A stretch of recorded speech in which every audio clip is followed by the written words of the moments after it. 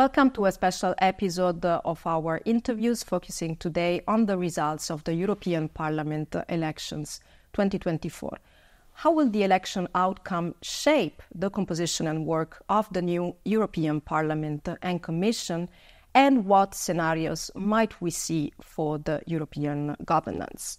This is Margherita Movarelli, and I'm joined to discuss these and other topics today by Klaus Welle, former Secretary General of the European Parliament and now Chairman of the Martens Center Academic Council. Thank you for joining us and welcome. Pleasure, Margherita. You have witnessed many European Parliament elections over the past 3 decades. What are the main highlights of this election, and do you see any major shifts compared to the past? In fact, my first European election was 1994. I was responsible for organizing the political side of the European elections for the Christian Democrats in Germany, for the CDU, and elections have changed dramatically. But if you ask me what has been special here, of course, from the point of view of the EPP, definitely the 6th European election in a row. And what appears normal nowadays wasn't at the time, from 1979 up to then when it changed in 1999. The socialists used to win these elections. So it's something that should not be forgotten. Secondly, and that makes a big difference in terms of politics, there is no more so-called progressive majority to the left of the EPP. So this was the Liberals, the Socialists, the Greens, and even the Left Party. Most of the time, the votes were from the center, also in this legislature. But 10 to 20% of the time, the EPP was put into minority by the kind of progressive majority. And that majority doesn't exist anymore. Altogether, they have, I think, a little bit more than 300 seats. And 361 is the necessity to have a majority overall. So I think that's the second very big difference, where we will see the policy consequences rolling out in terms of legislation, but also political decisions over this term. So the EPP is again the biggest political force in Europe, and once again it is expected to be pivotal in the building of a new stable majority. What are the preconditions, potential obstacles, and red lines in finding a compromise? I'm deeply convinced there is only a stable majority in the center of the system. That means between the European People's Party, the Socialists and the Liberals. And that's also what the lead candidate of the EPP, Ursula von der Leyen, said on election evening.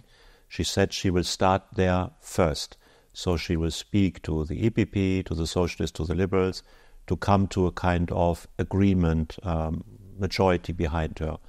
Altogether, they have about 400 votes, 400 seats, so 400 votes available, which might or might not be enough, given that the cohesion is never 100%.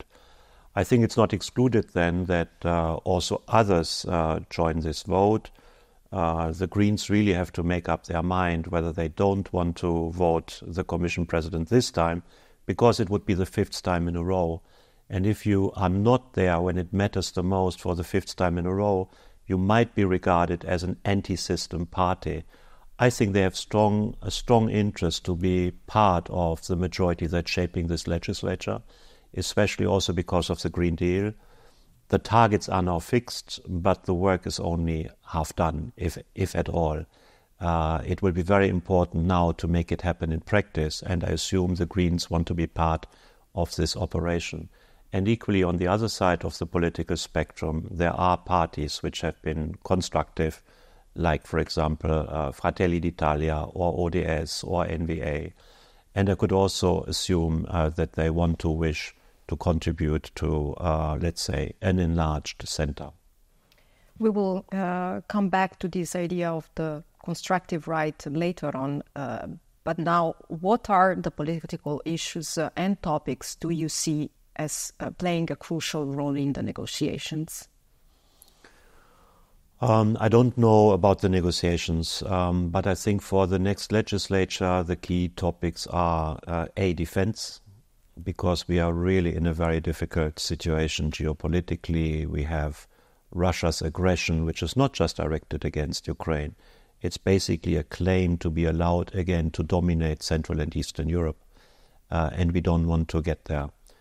We have a very delicate situation, lots of tensions in Asia between China and the United States in the Pacific. And this could erupt at any moment, even to a hot war as well, especially around Taiwan. And then we have a very insecure situation now in the United States with the presidential elections, where we know we could rely on a President Biden for a second term, but that assurance is not fully there in case that Donald Trump should be elected president. So we need to get our act together, and that's why the Martens Center worked on a 10-step plan to build up a European defense completely compatible with NATO. And a lot of this needs to be reflected properly in the next multi-annual financial framework of the European Union, which is one of the first, if not the first, task of a newly elected Commission. So that has to be properly financed, otherwise it will not be there. Secondly, there is the issue of growth. How do we come to growth? Because if we don't have proper growth, our debt burden will become unsustainable. We are now 90% debt to GDP. In the UK, 100% debt to GDP. In the United States, more than 100% debt to GDP. And in the absence of growth, it becomes really a problem to finance interest and repayment. So we need to go back to growth, which is not debt-fueled. So we have to look again at the internal market, especially at the service sector. We will also have to look at capital market union again on the basis of the papers of Enrico Letta and Mario Draghi. And the third issue, I think, will be really budget. If we really want to do the Green Deal, this has a huge financial burden. Some say it's about 800 billion. And not all the money will come from national budgets. Some will come from private sources, but some will also have to come from the European Union, and that's huge. We have defense that needs to be financed. We have a demographic situation which has become more and more unfavorable. And their enlargement plans would also be very costly.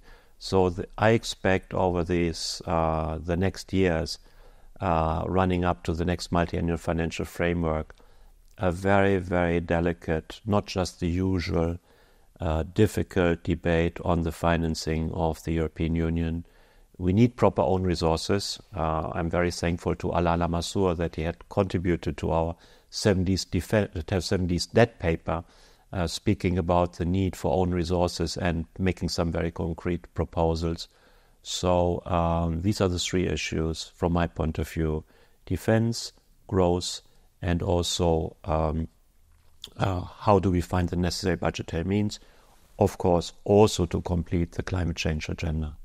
I would say that all of the three issues that you mentioned have been challenged by populist parties, at least in the approach, the way the mainstream parties are planning to approach them. When it comes to populist and Eurosceptic parties, we know that they are not just a phenomenon present in the far-right camp, but also in the far-left and even in the liberal camp. So what role do you expect them to play in this legislature? I think the stability in the center is still very strong. I think also the willingness to cooperate is still very strong.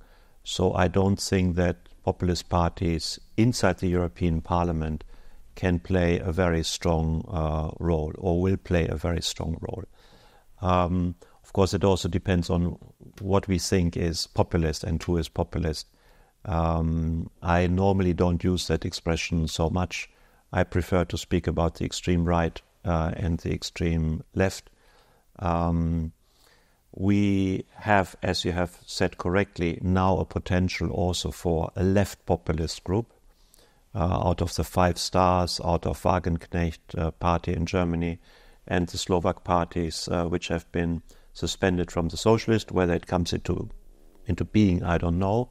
But the potential is there. And that's an indication, in fact, as you've said, that populism is not just something on the right, it's also on the left.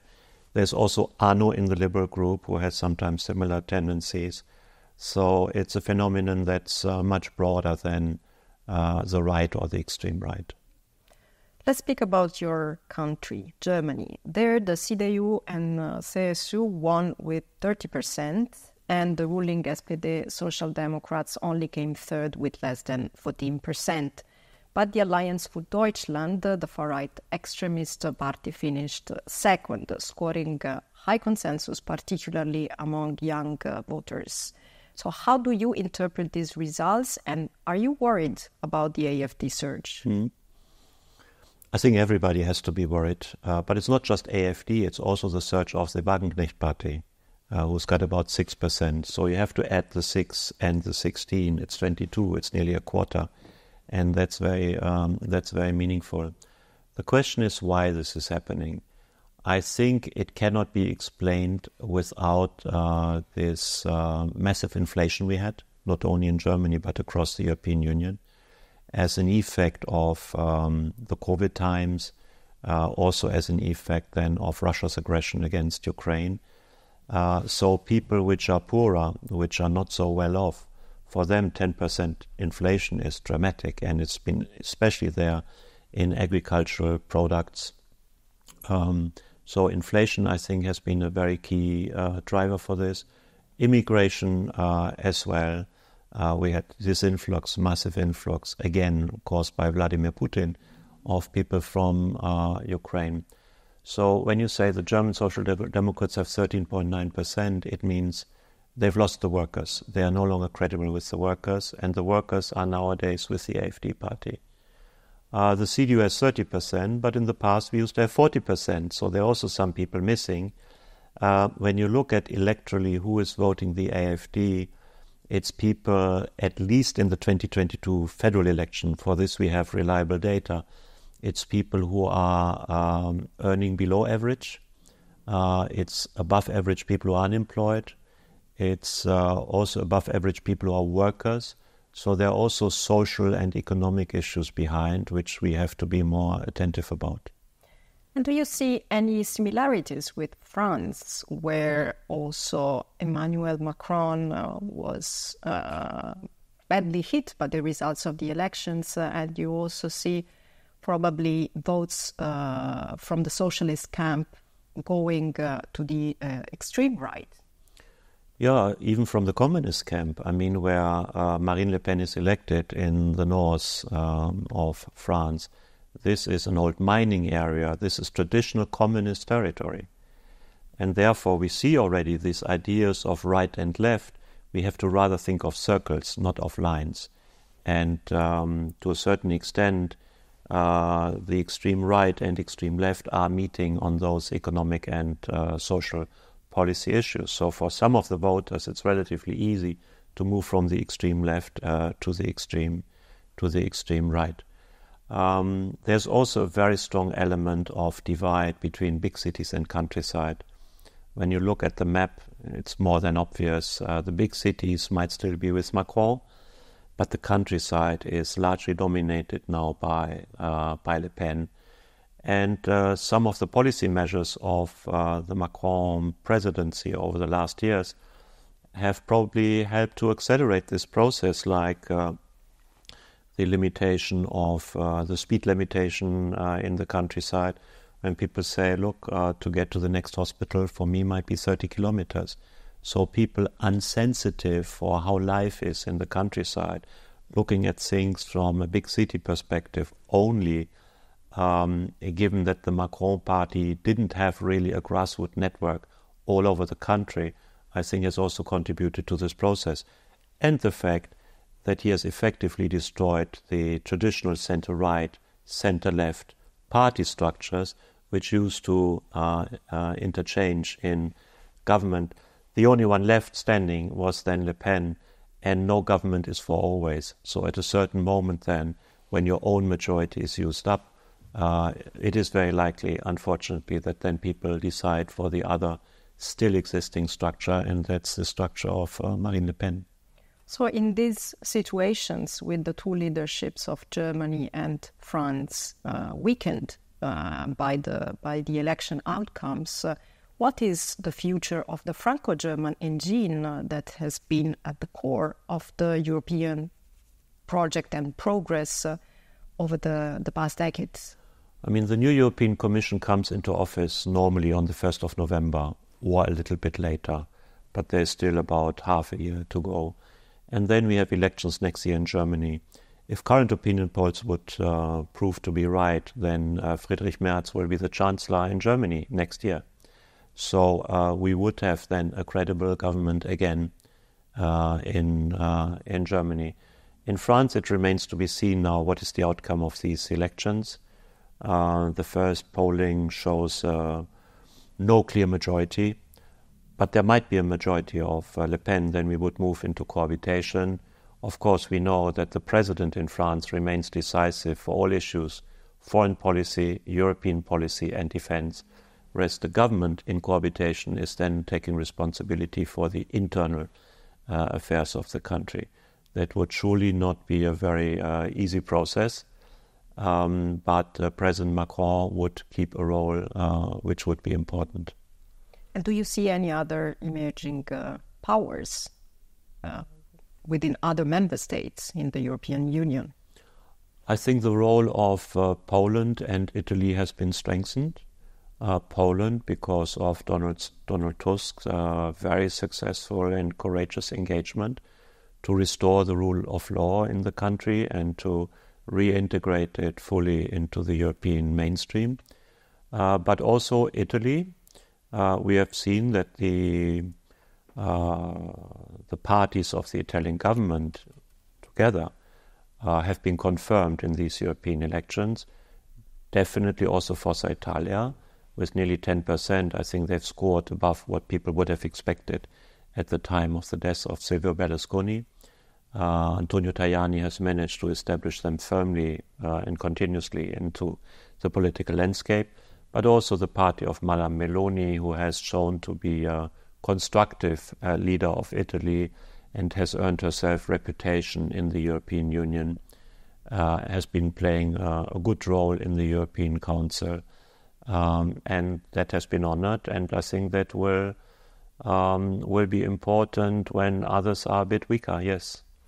I want to go back to this distinction you make between the constructive right and what you call the destructive right. Can you explain us what do you mean exactly? And do you see any possible cooperation with the constructive right? And if yes, in what form and under which conditions? I mean, when I say destructive right, I mean those parties who in fact would like to see the European Union destroyed. And that's the case of Vlaams Belang, that's the case of Marine Le Pen, that's the case, very unfortunately, of Viktor Orban as well, and a couple of other parties. So that's why I call them destructive, because they would like to destroy. That's their main aim, and therefore cooperation is not possible. But there are also parties who have their distinct views, let's say, for example, on migration issues, or on cultural issues, but who accept and respect the European Union as it is, and try to do compromise.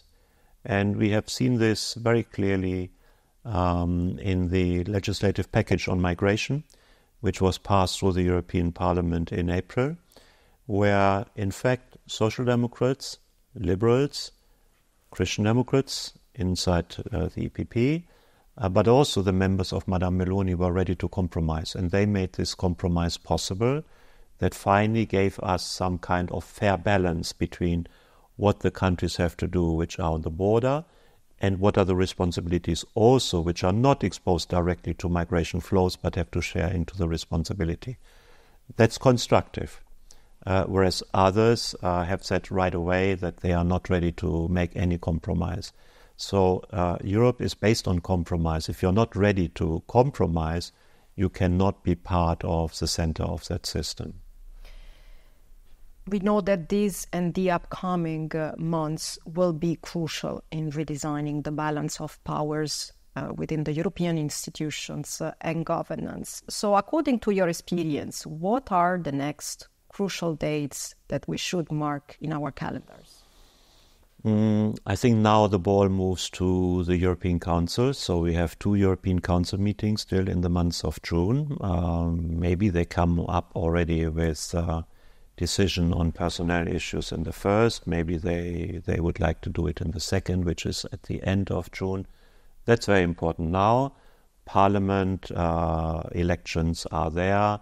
Yes, there will still be movements in the parliament, but the basic picture is clear. The EPP has won this largely with more than 50 seats majority.